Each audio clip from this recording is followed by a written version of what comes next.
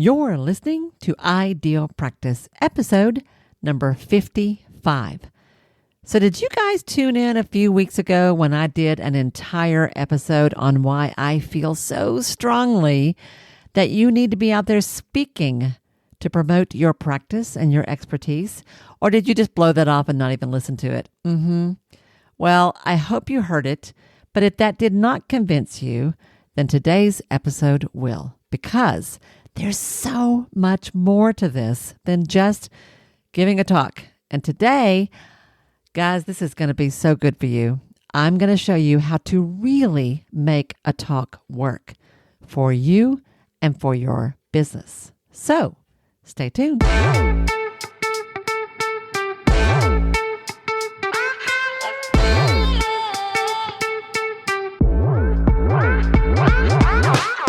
Hi, I'm Wendy Pitts-Reeves, and with over 2 decades of experience in the private practice world, I've built my 6-figure business while learning a lot of lessons the hard way.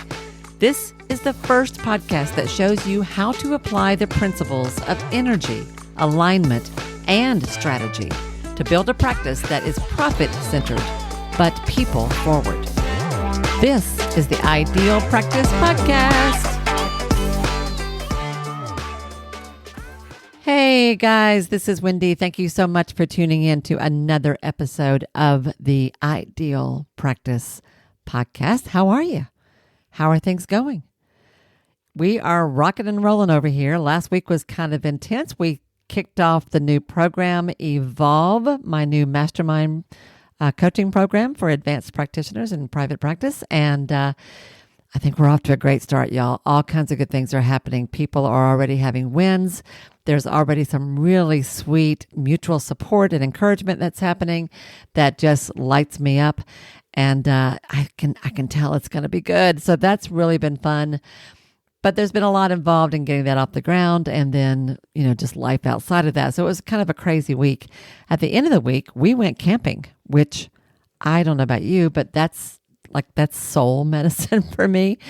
And a few days in a campground always does me some good. And it was time. So I was really, really happy about that. And I'm happy to be back because life continues and we've got so much to do. And I've got so much I want to share with you.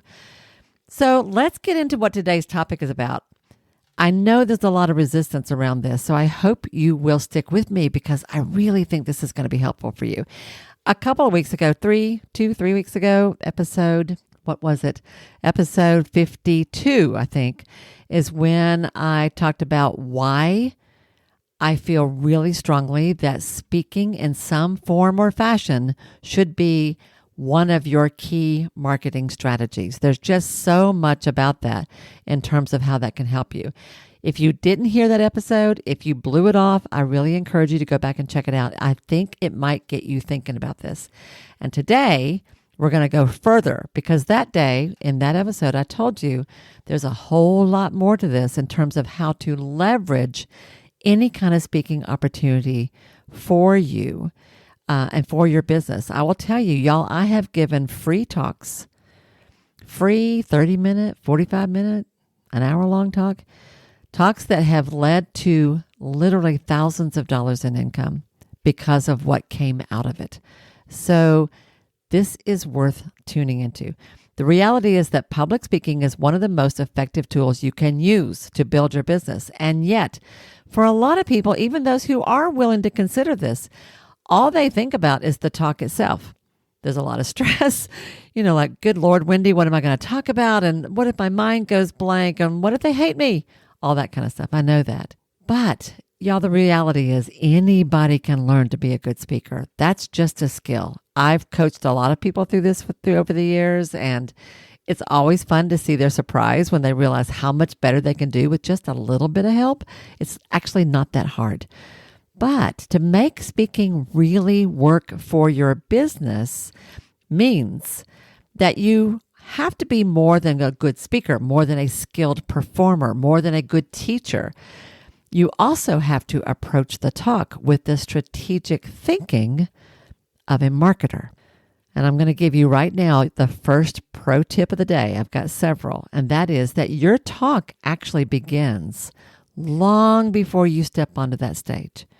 Weeks ahead, if not months before, although most speakers don't realize that. So to help you out, I would like to talk about what happens before you give your talk, all the kinds of things you can do that day to make it even more effective, and a few things you can do afterwards that are going to make even a free talk bring money into your pocket. All right, that's where we're going to go with this. So let's talk about what I think of as the pre-event phase. Here's the first thing. The minute you have a talk lined up of any kind, your relationship with the audience starts right away. Now, this applies whether you're doing something as simple or small as speaking to a Sunday school class at your church, something like talking to perhaps a women's business group at your Chamber of Commerce, or giving a formal academic presentation or a real live, whole big to-do at a major conference. Whatever it is, few people, lots of people, whatever. The minute that talk is confirmed, the date is on the calendar, you know you're going to be there, that's when your relationship with the audience begins. And so the first thing I want you to do is start actively looking for ways to connect with that audience in advance so that by the time you get there, they already have a sense of who you are. They're already curious about what you're going to say, and they're already eager to meet you. At the same time, you are going to know something about them. Let's talk about a couple of different ways to do this. The obvious one is social media, of course. Sharing online on Facebook or Instagram or TikTok, wherever you are, that you're looking forward to this talk, that you're going to be addressing this topic, that you're going to be hanging out with these people in this place on this date and time. Begin to build a little buzz about how much fun it is and how much you're looking forward to it, and maybe offer a teaser or two about, you know what, that day, those of you who are lucky enough to be there are going to learn my number one secret for XYZ, whatever it is. Social media is the obvious, easy way to start getting out there and connecting with people who might be in that room. But a more specific way is to ask the event organizers if you could perhaps write an email that they send out to their list, whether that is the broad list of people that they are marketing this event to. For example, let's say it's a professional organization and they're holding a training on something, and they've got 1,000 members in their organization and they're hoping to have 100 that day. Let's say that. They're probably sending an email out to that whole 1,000-member organization. They will also have additional emails they send out to those who register, who are coming. Ask them if you can write something that they would send out for you to those lists to help build enthusiasm, to help build a little excitement, to help invite people to come. Essentially what you're doing here, y'all, is you are managing your own marketing. It's really a lot better if you write that copy and then have the event organizers send it out rather than let them do it for you, because I'll tell you, they will not handle the messaging the way you want to. I have given talks before where people barely even mentioned what I did or who I really was or what the talk was even going to be about. Like they'd throw out some real casual topic, but really didn't do anything to clarify what we were going to be doing and why people should care, right? So if you can get the event organizers to let you write one or two brief emails that says, hey, everybody, I'm going to be joining you on such and such a date and time, and I can't wait to meet you. Here's what we're going to be talking about. And you know what? Before we get there, I'd love to hear from you. What's the number one thing you're hoping to learn from this? Etc., right? See if you can get them to let you write that and that they send it out. That's a more direct way to engage with your audience. My favorite way, and this is a really super duper tip, y'all, if you can, my favorite way to do this is to create a 2-minute video. A 2-minute video that they in turn send to their list send out to their audience, or post on their own social media pages. I'll tell you, I'll give you an example of one place that I did this. You have heard, I've mentioned to you that a few years ago when I was invited to speak to a business group in Dublin, Ireland. So I did this with them. I said, can I create would it help you guys? Like, this is a service. You're not doing this because you're trying to promote yourself. Of course you are. But this is a win-win. You're also doing this to help the event organizers get people to show up, right? Anything you can do to help them market, they're going to appreciate.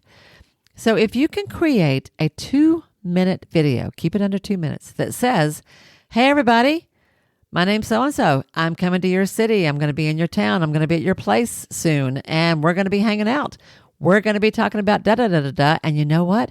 I'm going to give you at least 2 really concrete tips that you can't get anywhere else. It's going to be really, really good. Whatever it is, give them something tangible that they can look forward to getting from you. And then say something like, and oh, by the way, can you guys talk to me a little bit? I'd love to hear from you. Invite them to send something back, to post it below, to email you, however, whatever, depending upon what the format is. Invite them to engage with you around the topic. So when I went to Dublin, I told them what I was going to be doing, and I said, I'd love to hear from you guys. What are one of the 2 biggest challenges that you've had as entrepreneurs in your own experience? What has been kind of tough that you wish you knew something about? And post that in the comments below. They had a public forum that they were posting in. But then at the end of that 2-minute video, I also said, and guys, I'm going to be driving. Anybody got any suggestions about parking? Because I'm kind of worried about that, right? So something a little more personal, a little more funny, whatever. But what you're doing is you are giving them a sense of your energy. They already see you basically eye to eye. You're looking in the camera. They're already feeling like they're getting to know you, and they're going to be more excited about coming to see you that day. You, in return, get to learn something about what they need, right? So you're building excitement. You're learning about them. And when you get there, you'll understand more about what the audience is looking for. So that's going to help you in so many ways. I have done that for almost any major talk I've ever done, if they would allow it. Now, they don't always allow that at major conferences. That's a little bit tougher. But for most private groups, civic clubs, Chamber of Commerce, things like that, people will usually allow you to do that. And they're often really grateful for it. An obvious thing you can do is just promote this to your own list too. That marketing copy that you write and you give to the event organizers, or that video that you create, goodness, post it yourself. Put it on your Facebook page, your Instagram, put it on your website, send it to your own list and say, if any of you are going to be attending this, I want you to know this is coming, right? So promote it yourself as well. This is a win-win-win. It helps the audience understand what's coming and get excited about it. It helps you learn more about what they need, who they are, and it helps the organizers fill the room. What's not to love about that? This is like a runway. This is an on-ramp to your relationship with these people, which is going to be important. All right, that's the pre-event phase. Are you with me so far? Now, let's talk about event day itself, the day you're giving the talk. There are certain things I want you to do that day that require maybe a little preparation in advance, but will help you that day. And I'm going to give you a really good tip right off the bat. And in fact, I've got I think I will do this for you, see if this will help you out a little bit. Here's something, this is not my idea. I want to share this. This is an idea I got from a coach that I used to work with, Elaine Bailey. You guys met her here. I interviewed her about the Enneagram back in episode 33, I think it was. I did some coaching with Elaine back in the day, and this was actually something I learned from her, and I want to pass it on to you. If you can identify somebody who's going to be there that day, who will take pictures for you, it can be the event organizer, it can be an assistant or a friend of yours that's going to be there, it can be a colleague that you know is going to be in the audience, it can be whoever's helping to set up the room, But in advance, if you could get them to, can you guys kind of help me out? Can I get somebody who could take some pictures for me? It doesn't have to be a professional photographer that you pay. It can honestly be someone in the room with an iPhone. But what you want to do is give them a list in advance of the kinds of photos you want to take. I've got a list that I actually got from Elaine, but I'm going to share it with you of specific, here are some things to sort of look for. If you could capture this, if you could look at this. And I actually have this as a PDF that I email to them in advance. So first I get somebody who agrees to take pictures, and then I say, if I send this to you, would this help you if I gave you some ideas in advance? I also will print out a copy and take it with me that day if this is an in-person event. And people appreciate it because it gives them some ideas. So if you'd like, if this will help you guys, I am more than happy to share this with you. I tell you what I'm going to do. I don't have this set up yet, but by the time you hear this, I will. I'll go to wendypittsreeves.com/photo sheet, all one word. wendypittsreeves.com/photo sheet, PHOTOSHEET. And I'll share with you my little handy dandy template for the pictures that you want to get taken in advance. And I think you'll love it. I have found this to be super helpful, and people seem to like it when I bring it. So we'll do that. So that's step one. On the day you're going to be there, you want to already know in advance who's going to take pictures. If you can't find this out in advance, make that one of the first things you do when you get to the venue.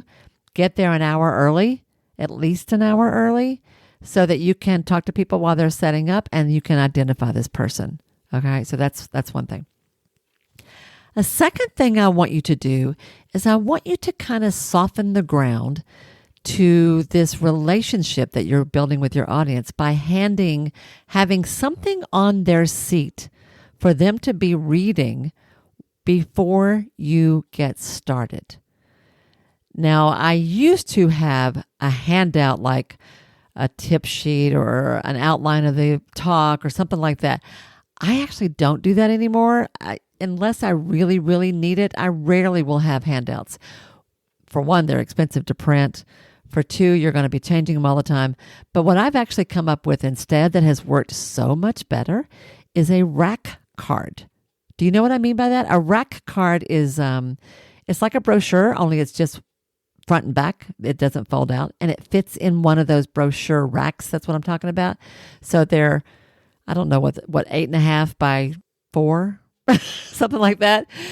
And on the front of that card, put your picture and basically your bio. That's kind of like a little miniature one sheet that sort of tells them a little bit about who you are and why people enjoy having you speak. And then on the back, list testimonials from people who have worked with you or people who've heard you before, right? And then you want to put your website and your phone number and where they can reach out to you if they want to know more. That is a very, very cool thing. And they are reading that while they're waiting for you. In some ways, it's like a great big business card. But the fact that it's a rack card means it's stiff. It's not going to get bent up and wadded up and crumpled. And if you really want to get fancy, you can put a QR code on that takes them to a freebie on your website, a giveaway, a valuable free offer on your website. Y'all, I'm telling you, what I'm telling you today, people should pay for, right? This is really, really, really good content that I'm giving you today. So I hope you will take notes about this stuff because this is going to serve you so well. All right, so that's the getting things ready before you actually take the mic. Then during the talk, I want you to add value that also gives them a way to engage with you afterwards. So that can be something like offering some kind of bonus content, like a tool or a worksheet. Instead of having a handout you give them that day, have a handout that you'll email to them afterwards. And send around a clipboard, have people give you their email address, or use that QR code that I mentioned just a minute ago. You can do this in a very obvious and planned way. You can do it in a kind of a spontaneous way, but something where you offer them something extra that they can get in return for their email address. That gives you a way to stay in touch with them, right? I also want you to provide real value with easily digestible, high-value content that fits your core message and touches their hearts and their minds and inspires them and educates them. Like the talk itself needs to be something really good that it doesn't need to be complicated. It doesn't need to be everything you know about the subject. Watch that. Simple is good. Simple is good. This is not a college lecture. This needs to be at a simple lecture that they can just listen to and absorb and kind of go away going, wow, that was super helpful. Okay. And then at the end of the talk, I want you to close with a really strong call to action that invites them to go deeper with you in some way. Now, that free tool that you're going to give away, whatever, that could be part of that. It could be inviting them to call you afterwards. It could be inviting them to follow up. If you're someplace where you can make an actual sales offer, like inviting them to sign up for a consult, a paid consult, signing up for a coaching program, signing up, maybe you offer them a course, like you've got a little 3-part simple DIY digital course that they can take. It depends on the venue, if you can do that or not, but I want you to have a strong call to action at the end that invites them to go deeper with you in some way, because this is why speaking works. There will be people in the room who really like you a lot and who benefit from what you have to teach and who want more. So give them a way to get that more, all right? So that's the day of. There's like so many juicy bits in there and how to make that day really, really sing for you, okay? But you're not done yet. You've done your pre-advanced work. You've built a relationship with them. You walked into the room and you already know something about the audience. You might even recognize a name or two. You can literally on stage say, I love that post from Joe Blow who said this about whatever. Thank you so much for sharing that. I want to speak to that today. Like you've already got all that going on. You've got your rack card or some other kind of material that they can read about you while they're sitting at their seat. You have invited them to go deeper with you. All of that's the good stuff so far. The talk is over. You're feeling good about it. You go out to dinner. You celebrate. Woo! I'm so glad that's behind me. And then the next day, you move into the third phase of this, which is the post-event phase. When your talk's over, you're not done. I still want you to leverage a little bit more, to milk this a little bit more. I really want you to get everything you can out of this engagement that you've had. So the next thing I want you to do is I want you to share this event with your list afterwards with photos or key takeaways or quotes. If somebody came up to you afterwards and said something really cool when they were sharing an aha with you afterwards, write about that. Post it on social media. Put it in your next newsletter.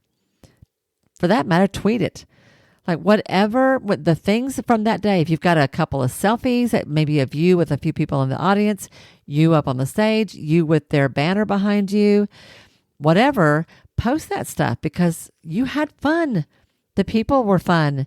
And those who see it will be like, gosh, I wish I was there. So that's the first thing, is share the after of that event with your list, both through your email and online. But the next thing I really want you to do is to follow up with the people whose contact you made that day. Whatever it was you promised to do, you need to do that. Send that resource that you said. Follow up on the offer that you made. Okay? When you issued a call to action for them, let's say, for example, let's say that in the middle of the talk you said, you know what, guys, I've got a great tool that will help you with this. If you'd like it, send me your email and I will send it to you sometime in the next day or two. Well, theoretically, you've got a bunch of emails. You now have to sit down the next day and answer those emails and send them that tool. You have to follow through on your promise. But here's the beauty of that. What that has done is that has now given you a way to stay in touch with them. So if you want a super cool pro tip, you can sort of take this back to the pre-event phase. This is part of the preparation. Write a 3-part email sequence in advance that you're going to use to follow up with them, that you can send to key contacts that you make at the event. Have that already written. So the minute it's over, you enter those emails and you send them out one at a time. one at a time, if at all possible. Try to make it one at a time.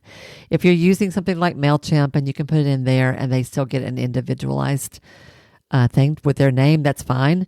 But as much as possible, you want this to be individualized, right? So your first email might be, it was really great to meet you at the talk yesterday. I'm so glad you came. I hope you had a good time. Would love to hear what you thought about it. Your second email a few days later might be, hey, I wanted to follow up and share a resource with you that it ties into what we talked about the other day. I thought you might like this. Just a little extra something to make things easier for you. And then perhaps the third email a couple of weeks later might be, how are you doing since we had our conversation at my presentation the other day? Are you taking action on the things I taught you that day? How's it going? If you need a little help with that, I would love to serve in whatever way I can. By all means, reach out to me if you'd like to do a little work together. I'm happy to talk with you about that as well. See how this works? Like you began a relationship with them before you walked into the room. That day, you delivered really high-valued, delicious, bite-sized content that they could really absorb and use. And you developed a way to stay in touch with them afterwards. And now you're staying in touch with them afterwards. Ding, ding, ding, ding, ding. That's how I have had coaching clients come out of this. I've had people who've worked with me for a year or two who came out of this. I've had people who signed up for a 2-month program, a 3-month program, a 6-month program, all different kinds of things that come out of this. I've also gotten other speaking gigs out of this, but you'll be amazed at how much good can come from the simplest presentation just because you thought like a marketer and not just like a speaker. And you developed that relationship before and you followed up on that relationship afterwards. Y'all got this? It's making sense to you? This is really, really good. So here's what I want you to do next. If you don't do anything else, I want you to just brainstorm a few topics, 2, 3 topics, 5 topics that speak to your clients and that fit with your brand. And an easy way to do this is just think about the things that you find yourself saying to clients over and over and over again. What's the problem that they ask for all the time? What's the questions they ask you all the time? That is often fodder for topics. See if you can come up with 2 or 3 really good topics. And then think about, where could you speak to that? What's something around your town, in your community, in your area, who could really love to hear that? And then if you really want a little extra nudge, a little extra push from your coach here, I really want to challenge you to reach out to one of those organizations and see if they might be interested, if you could help them out, and let them know, I've got 2 or 3 topics that I speak to relevant to this audience.